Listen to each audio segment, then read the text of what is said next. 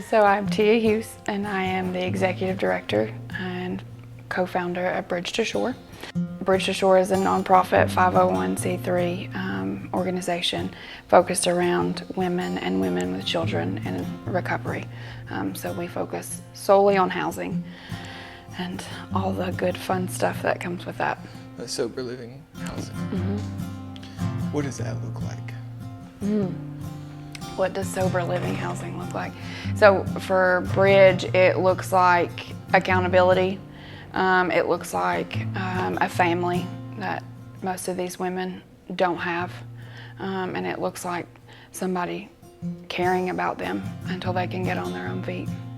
Structure, Yeah. community, and then direction. All the above. Okay, Yeah. fair enough. So how many houses do you have right now? So we have 9. And then we have one house that is a Mommy and Me program. And so in that house we have mamas, and we have 6 kiddos right now. So we have a mom support group, and that the kids get special attention.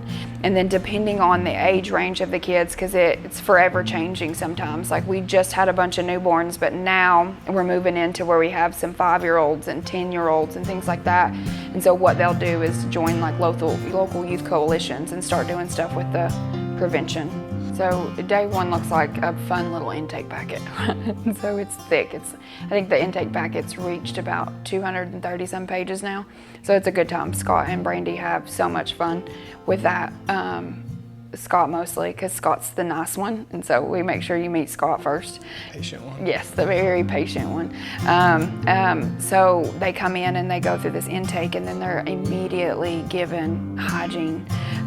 They're immediately shown where a clothing closet is, because a lot of them don't have those things. And they're walked through and welcomed. Right? The first thing that Scott loves to do is to say, "Welcome home." We do big house meetings on Monday nights and Tuesday nights, and so I teach them. It's announcements that I do every so often. So once they're there for so long, we teach them to turn around and help the next woman. And so especially if we have an influx of new women coming at a time, I'm like, okay, so this is what this week's gonna look like. We're gonna have some new women coming in, and we gotta make sure that we're being present for them. And so I remind them of how scared they were when they came.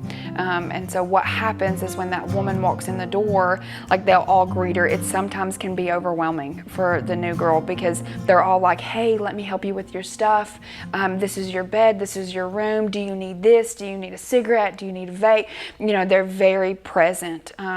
Because the goal is to help as many women as we can. Right, so the program, right, if you want to look at it on a piece of paper, right, it's from 6 to 18 months. And then you have all these stipulations and these phases of getting active in the recovery community, and then we're focusing on getting active in the community that they live in. However, for me, it's not just like you're not returning to use, you're not doing this, you're gaining the things back in life that you've lost. So we're gaining the employment, we're gaining the reputation that you're carrying, you're gaining being trusted.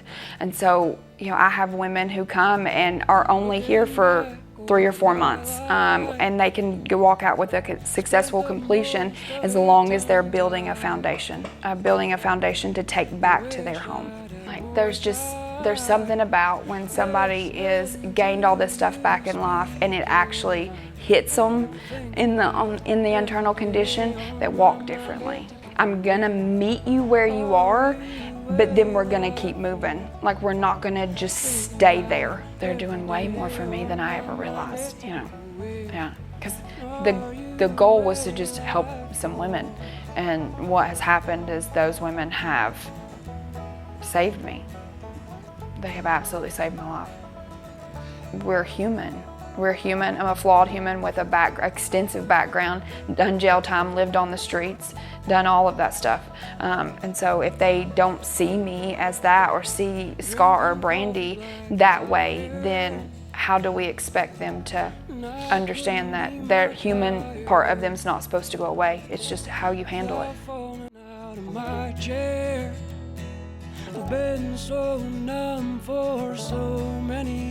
Listen, let's go. like let's do it, because that's just more success for them, just more success. For everybody. Everybody involved. Now I'm thinking about her every day, on my mind a typical way. Are you